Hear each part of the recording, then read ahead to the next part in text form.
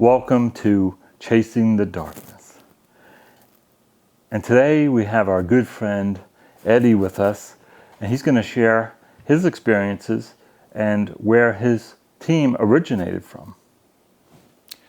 So my name is Eddie, and I'm with NC HAGS, which stands for North Carolina Haunts, Apparitions, Ghosts, and Spirits. And we've been together since 2006 is when we formed our group, which I think it was October 30th or October 31st. It was one of the two. And basically what happened is I grew up with ghosts. In our house, we had all kinds of things going on. Nobody wanted to believe me. And then years later, I was proven correct. There were people in the family and friends that admitted they saw and heard things. So even though I thought I was going crazy when I was young, but it turned out it really was stuff. So many years later, in 2006, myself and three friends were here at this house, which is my house, and I think we were watching some Halloween stuff or whatever, and saw a ghost show or two, and we said, well, we could do that, and we started, and these were good friends, so we basically really knew each other, and we all kind of gave our thought process on what we thought about it and why we should or should not do it. And I grew up with ghosts, so I felt, this would be neat. I wanted to explain all that stuff.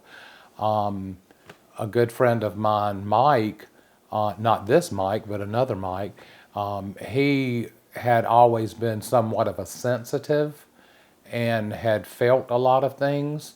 And then Jeff was, although religious believing, he was pretty skeptical about the whole ghost, he was a skeptic, paranormal thing.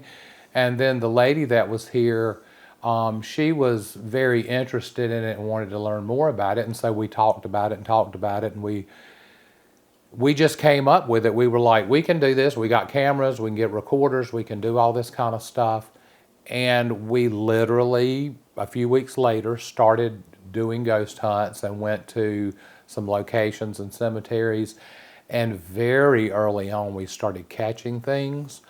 And then through the process of life, the lady that helped us start it, she decided she didn't want to do it anymore. Some other people wanted to join. So over a few years, we had some various people come and go in the group, with the constants being me and Jeff and Mike. And in 2009, was that the Lake Lure conference? Yes. That's where I met this character, kind of by accident, kind of on purpose. And it worked out that we had a lot of similar interests, although we approach things very differently. We respect each other in how we do it, and we prove to each other over time that our methods do work. And we met other people through each other and started doing some ghost hunts together, which was wonderful because we ended up having our group, your group, Don and Beth's group, which is Ghost with an S on the end, of Raleigh. That's right. And between the three groups, we were always coming up with something, and we would invite each other. We actually became very good friends. Yeah. Started learning all this stuff, some of it on purpose, some of it on accident. Yeah. And over the years, we just had a great time going to all these places. Yeah. We went to some conferences, many ghost hunts, and Mike did decide to move to Wilmington, North Carolina. And because he wasn't going to be in the area or close enough to do most things, we had to have a new member, because by that point it was three people, which was me, Jeff, and Mike. Mike left, and we brought in Brandon. And it's been me and Jeff and Brandon since, I guess that was around 2016, 17, something like that. Right. Yeah. And we've never added another member since then. 3 of us is fine. I tell people all the time, you don't have to have 10 members in your ghost group. No. You can have 2 or 3 people. Keep That's it simple, perfectly keep fine. it small, keep it to people that you can trust and Yes. that you know well, you know their personalities, and you know their backgrounds. these larger groups with 10 and 15 people. That's where all the drama comes in, and different problems over the years. So, and what's so nice about all of our different groups is we all do have different methods that we like to try and experiment together with. But it's nice because it's like a big family, and we've known each other for so long. And when a case does come up, we always have great people that we've worked with for a long time, and so that we do have a big group, but it's really under an umbrella of all our different groups, and that's a rarity these days because I see now, I follow the paranormal community a lot, and to me it's very sad. It's very sad, and I see about 90% of the people out there, they're not trying to get out there and find answers and get evidence. They're trying to be famous, and they're trying to copy these other silly TV shows that are out there.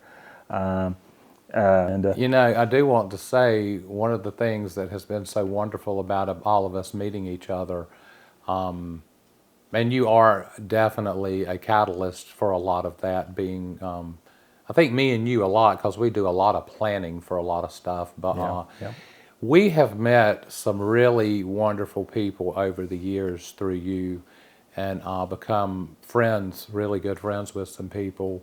And like you introduced me to Cisco Murdoch when we were up in Pennsylvania, and she's from New Jersey, but not originally. She's from Alabama. Alabama originally. all over because Wonderful she was in the person. Hey, military. Cisco. So yeah. Wonderful people I have met through you, and the thing about it, and I'll tell anybody this, I'm not sure exactly where you're coming from and what you're thinking, or if you're even in a ghost hunting group, but to me, the more people you meet, and especially the more good people that you meet, you learn so much. You just learn bits and pieces that you can take with you to try on a ghost hunt, or maybe it's a different way of looking at something. For your evidence, maybe something you never thought about. But to me, it's a learning process, a learning experience, and it's a part of life. The paranormal is a part of life. For me, it keeps me balanced. You can get obsessive with it. There's people that I've seen people throw their families away, throw their marriages away, throw their jobs away, all to go chase ghosts. Yeah. And you know what? Ghosts are everywhere. I always say we are living ghosts. So we're in our bodies for right now, but eventually when our spirit leaves our body, so then we are the energy spirit. But you have to keep everything in balance. That's important in life. You have to have a good career. That's important. I used to train the public, and I would give people the opportunity. I always would tell them, have a good job, make good money, pay your bills, and then if you want to get into the paranormal, then get into it because it's intriguing and you have a passion for it. But if you think you're going to go out there and get a big TV show and get millions of dollars for doing this, you are very wrong, very wrong. We spend all kinds of money traveling and staying in locations and equipment. So we don't do it for the money. We do it for the experience and for the experience. That's what's important to us. I want to add that when you're doing this, because so many people don't know this, they should know this, but they don't know this. When you're starting a ghost hunting group, make sure you follow the rules. And when I say the rules, I'm not talking about you have this perfect book about how to go ghost hunting. That's not what I'm talking about. What I'm talking about is common sense rules about what you do. It's not a drinking party. It's not a drug party. Respect people's property. Don't go in areas that you're not supposed to be, like on private property. Always, always, always get permission.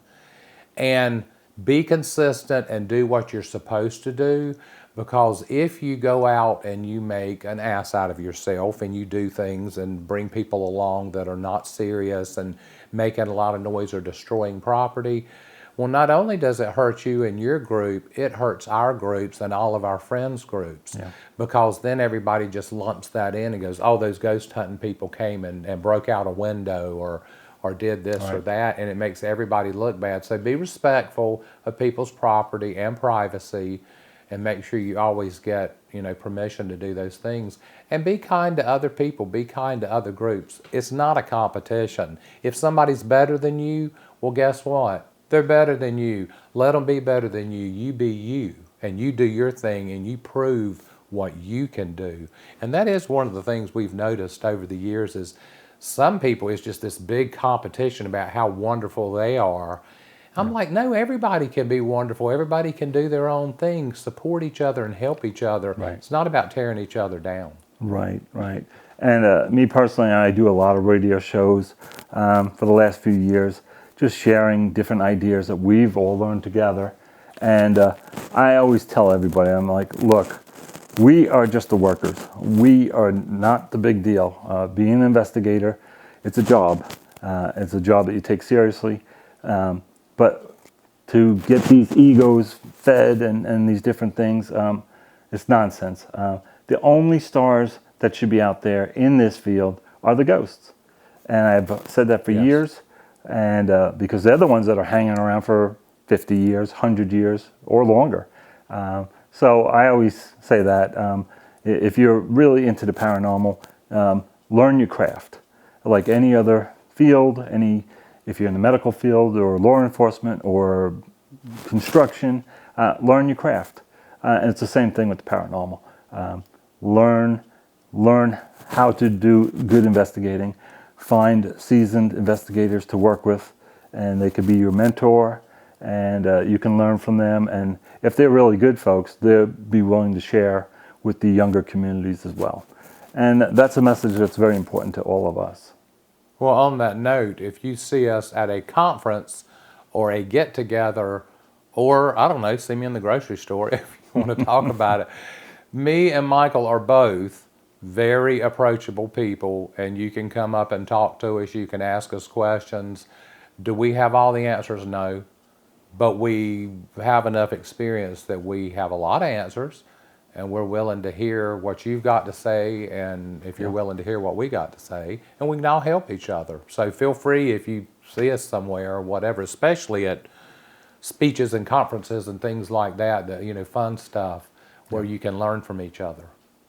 Yeah, and even all these different shows that we're doing together and podcasts and different things like that, always reach out. There's ways that you can contact us if you have questions, or if you just need advice, or if you just want to talk to us, just reach out to us.